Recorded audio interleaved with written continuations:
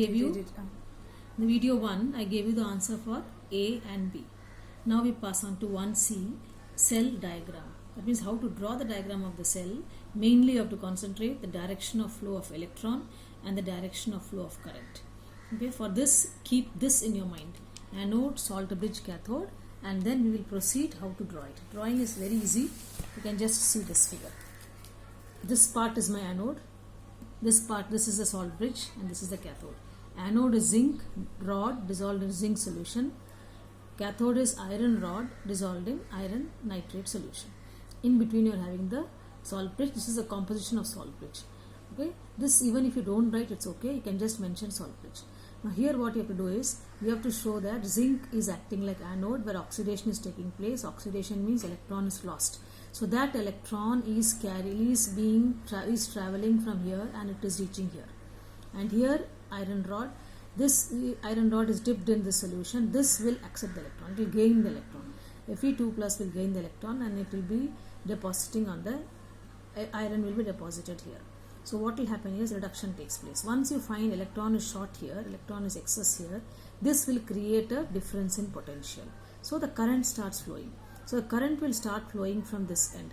Look at this now. Look at this. Just concentrate on this arrow. Current flow of current is this way.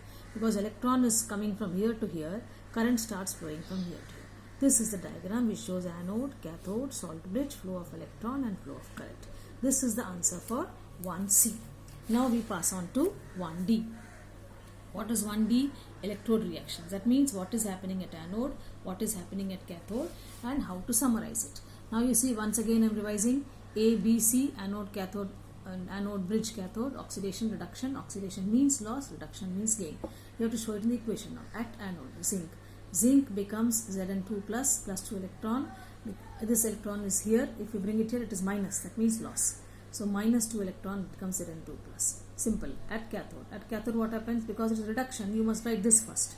Fe2 plus must be written first. So Fe2 plus 2 electron becomes Fe. This is a reduction. So overall will be 1 plus 2. So add both. So you write this Zn plus Fe2 plus 2 electron. Again Zn2 plus Fe plus 2 electron. Both the electrons gets cancelled.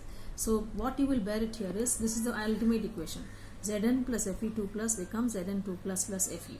The 2 electrons that you are cancelling here is very important, because for calculation they will ask you number of electrons involved. Number of electrons involved is the symbol N. That is the electron which is getting cancelled ultimately. Okay, this is 2 here. You will find that number of electrons will be same always. Even if it is not 2, you have to get a common factor and then get the number of electrons. So here you have N value is the number of electrons that is getting cancelled in the overall reaction. So remember this 2, though it is getting cancelled, this 2 has to be used in the equation for calculation. This was 1D. Now the next one is, we go back again. What is 1E? 1E is calculation of E0 cell. E0 cell means standard electrode potential. E0 means, E cell means electrode potential of the cell. E0 means standard. Standard electrode potential means at standard condition. That means I have to take 1 atmospheric pressure condition and standard temperature 298 Kelvin. So that has a formula. E0 cell is always E0R minus E0L. R stands for right, L stands for left. Right means this side. This is right, this is left. So this is cathode, this is anode. Or you can say E0 for cathode minus E0 for anode. These two values will be given to you. The values from which I have decided which will be anode, which will be cathode. These values. The values from which I decided, the higher one becomes cathode, the lower one becomes anode. That is only the E0 value. So E0R minus E0L. So E0R minus E0L, if I substitute, becomes minus 0.44, minus of minus 0.74, it comes to 0.3. Remember, this has to be positive always. If it comes negative, that means you have not decided the anode cathode correctly. You have made a mistake. We have made the mistake in polarity. So always decide, if this comes to be positive, that means you have decided correctly. Now 1E is over. We pass on to 1F. What is 1F? Calculation of E cell. Now E0 cell means standard condition, but standard condition is not there always. We have to have the other normal conditions where the conditions may not be standard. You have to use this to get this. So for this you have to have the Nernst equation. Nernst equation derivation part is not there in your syllabus. You have to only use the equation for calculation. So what you have to do is you have to learn the equation. E cell is equal to E0 cell minus 2.303 RT by NF log concentration of the ions getting oxidized by concentration of the ions getting reduced. Or oxidized means they are always products, reduced means they are always reactants. This must be raised to the power of the reaction stoichiometries. That is you have to have this number. While balancing the equation, if you have any number in front of iron ions and zinc ions, that number has to be accounted as power here. Okay, now here N, okay, N also is here. So I have written here gas constant. R stands for gas constant, value 8.314 joules, Kelvin inverse, mole inverse. T stands for standard temperature, 298 Kelvin. F stands for Faraday's constant, 96,500 coulombs. N is the number of electrons involved, which I was talking about while balancing the equation. So this number 2 has to be 2 here for this equation. It may change from reaction to reaction. So this equation you will use and calculate E cell. So we'll move further. E cell is E0 cell minus, or the whole thing I have repeated here, log of products by reactants. And then again, after substituting these values, because these are going to be constant in every sum, so you can just simplify this and get the number 0.059 by N. So the N is the factor which is going to change from reaction to reaction. Otherwise, this is going to be same for all the sums. So concentration of P by R, products by reactants or oxidized by reduced. So reaction stoichiometries are the numbers raised for balancing the equation. Here there is only number 1 here, so I am not putting any number here. Otherwise, you have to account for that number here. So E cell is E0 cell we have already calculated as 0.3 volts minus 0.059 by 2, because 2 electrons are getting cancelled. So this nothing is here.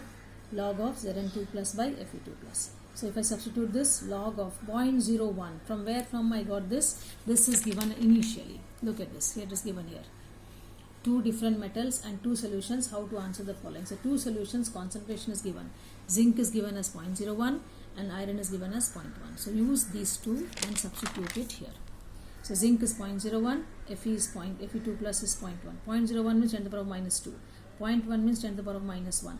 So ultimately 10 to the power of minus 1. So 0.3 minus this. So log of 10 to the power of minus 1 is minus 1 log 10. So minus 1 log 10, log 10 is 1. So this becomes plus. So 0.3 plus this by 2, the answer is this one. So this is the answer for E cell. This is my F. How to calculate? Just use Nernst equation, substitute and simplify.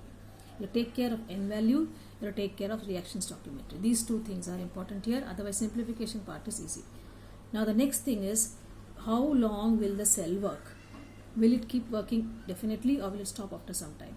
Okay, the cell stops working once it reaches equilibrium. So whenever you use your mobile also, the battery gets over, you are charging it again, that means it is reaching equilibrium.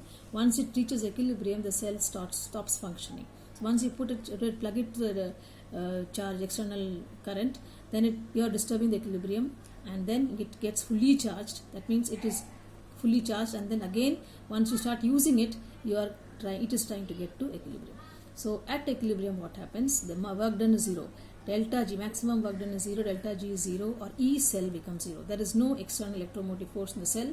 E cell becomes equal to 0. Once this E cell is 0, then what will happen to my Nernst equation? So Nernst equation is E cell is E0 cell minus this log of P by R. E cell becomes 0. That means E0 cell will become equal to this. So negative sign goes. So E cell is equal to 0.059 by N log K. Now equilibrium means you will have an equilibrium constant. An equilibrium constant is always the product of concentration of products by reactants. So you can find out the equilibrium constant value also. So K stands for equilibrium constant. So E0 cell is I am bringing back again 2.303 RT by NF log K. Okay, I am not using this value, I am bringing the original value because I am going to derive a new derivation now. So this NF goes there. Once this NF goes there, NF E0 cell is 2.303 RT log K.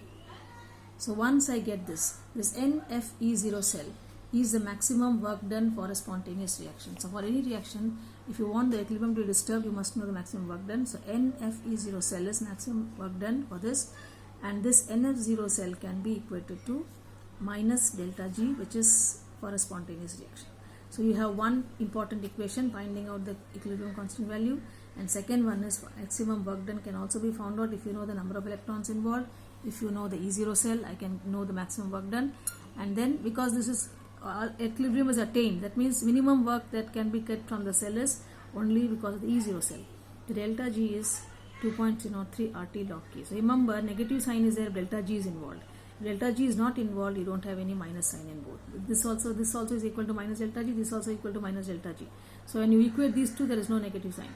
But there is a negative sign if you equate any one of them to delta G. So always remember this equation, numericals can be asked from this equation, or numericals can be asked from Nernst equation.